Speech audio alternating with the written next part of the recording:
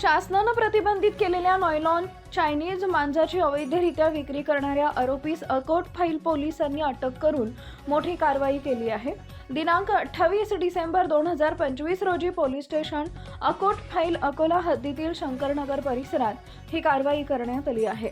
Police station Akot file इथं कार्यरत police निरीक्षक रहीम शेख यांना गोपनीय सूत्रांकडून माहिती मिळाली की शंकरनगर अकोट फाईल येथील रहिवासी अभय देवानंद भोसले वय वर्ष 19 हा शासनानं बंदी घातलेला नॉयलॉन चायनीज मांजा बेकायदेशीररित्या विक्री करत आहे।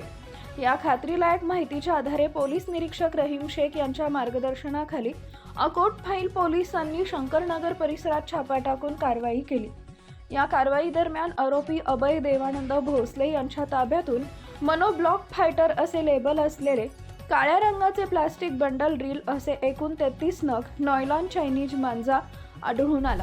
प्रत्येकी 1200 रुपये प्रमाणे एकूण 39,600 रुपये किमतीचा मुद्देमाल पोलिसांनी जप्त केला आहे।